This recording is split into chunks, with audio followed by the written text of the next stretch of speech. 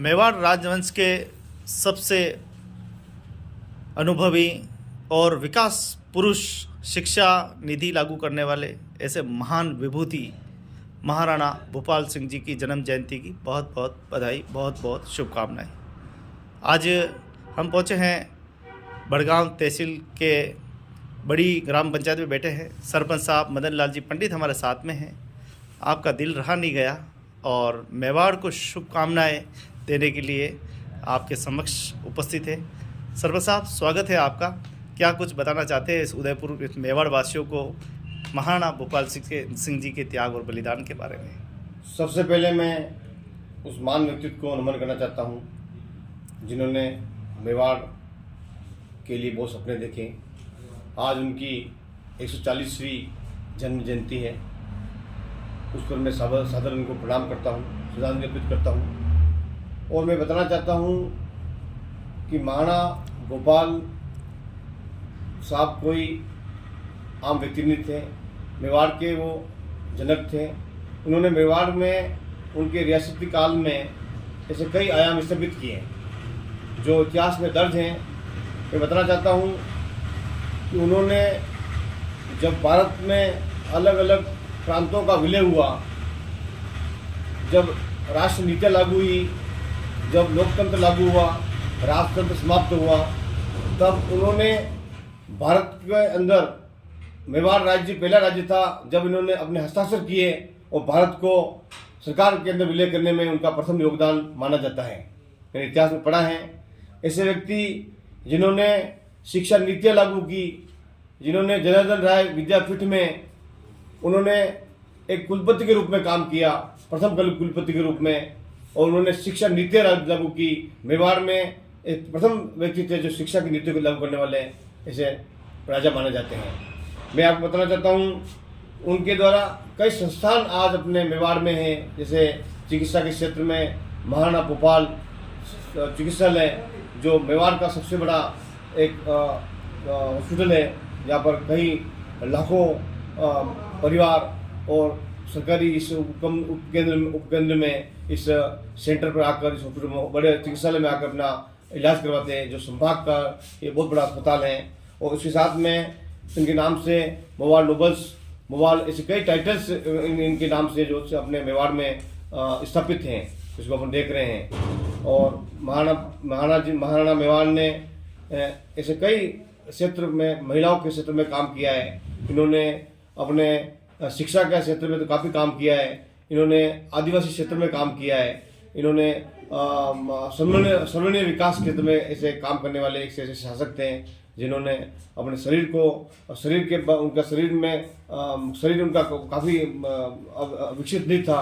वो अपने शरीर में छोटे कद के थे, उनके शरीर में हल्का दिव्यांग था और वो थोड़े वो पोलियोग्रस्त थे। लेकिन वो छोटे कद और दिव्यांगग्रस्त व्यक्ति के एक लंबे विचार थे।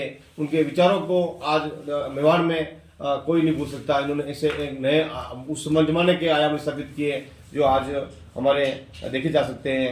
इसके साथ में उन्होंने मेवाड़ के अंदर बिजली, जो सबसे पहले बिजली आई थी, बिजली का उन्होंने काम किया है। जो आज उस जमाने में लोग लालटेन और हरिकन और ऐसे चीज़ों से काम ले सकते हैं, लेकिन उन्होंने मेवाड़ के अंदर बिजली लाने का नीति से काम किया है।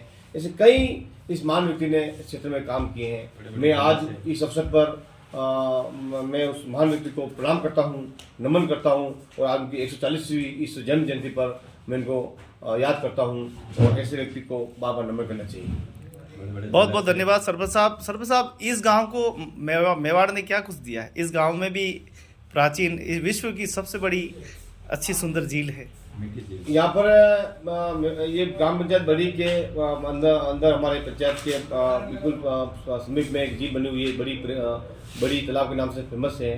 लेकिन मैं बताना चाहता हूँ ये बड़ी तालाब तो क्या है कि एक ग्राम पंचायत बड़ी के नाम से जानी जाती है, लेकिन एक्चुअली में उसका नाम राजाओं द्वारा ही, उसका निर्माण राजाओं द्वारा किया गया है। उस झील का जब राजसमंद झील बनी थी, जो फेमस झील है राजसमंद जिले में, राजसमंद झील का निर्माण किया गया था। राजसमंद झील का निर्माण राज सिंह जी ने करवाया था। तो उस उपरांत क्या हुआ था कि उनकी मदर भी उनके जो उनके बहुत अच्छे उनके मदर से उनका स्नेह था, तो उन्होंने का कुछ मटेरियल भेजा था और यहाँ के स्थानीय लोगों की मांग थी कि हमारे इधर भी एक झील का निर्माण कराया जाए। तो उन्होंने अपने माता जी के नाम से ये बड़ी तालाब का निर्माण किया था, जिसे ज्ञान रिकॉर्ड के अंदर जो राजस्व रिकॉर्ड है, जो एग्रीकल्चर रिकॉर्ड है, उसमें ज्ञान सागर के नाम से जाना जाता है, उसमें इन्होंने करवाया था। भोपाल सिंह जी ने भी ऐसे उन्होंने राज सिंह जी ने अपने भाई के नाम से ये फतेह सागर का निर्माण करवाया था। ऐसे इन राजाओं ने भोपाल सागर का निर्माण करवाया है।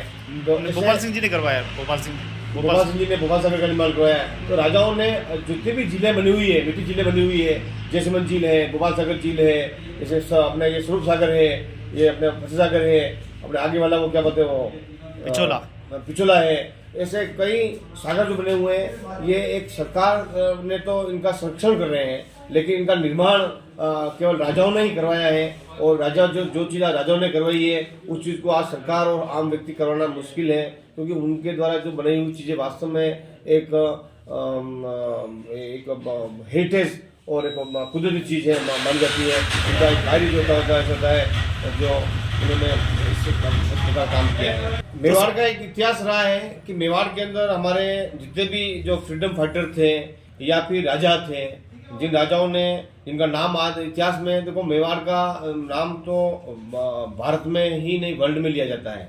मेवाड़ एक अलग रियासत रही है जो किसी के अधीन नहीं रही, ऐसा माना जाता है। और हकीकत में उनका एक मानना भी सही है, क्योंकि हमने भी देखा है कि महाराणा प्रताप ने उन मुगलों से लोहा लिया था और उनके अधीन नहीं रहे। उन्होंने संघर्ष किया, घास की रोटी खाई, उन्होंने हल्दी घाटी का रण युद्ध लड़ा है। तो ऐसे महान व्यक्तित्व हुए जिनकी जन्म जयंतियाँ महान मेवाड़ मनाता आया है, और जिसमें सभी उदय सिंह जी हो, महाराणा प्रताप हो, चाहे भोपाल सिंह जी हो, चाहे फतेह सिंह जी हो, तो चाहे सिद्धन सिंह जी हो, तो ऐसे कुंभा जी महाराणा कुंभा हो, तो ऐसे जो ये लोग तो जिन्होंने वास्तव में महाराणाओं ने इस मेवाड़ को काफ़ी संरक्षक के रूप में काम किया है।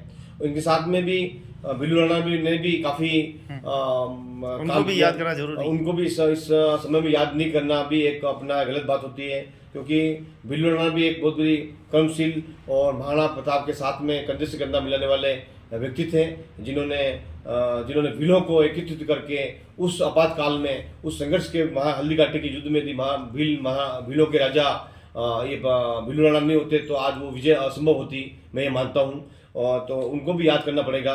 तो ऐसे सभी लोगों ने, बामासाओं ने भी काम किया है और सभी ने काम किया है। तो आज मैं इस महान व्यक्ति के जन्म जयंती पर पुनः आपको बधाई देने के साथ में उनको श्रद्धांजलि देता हूँ, उनको साधुवाद देता हूँ आप सभी को, और मैं उस महान व्यक्ति को प्रणाम करता हूँ, उनको श्रद्धांजलि अर्पित करता हूँ। जय मेवाड़। जय मेवाड़।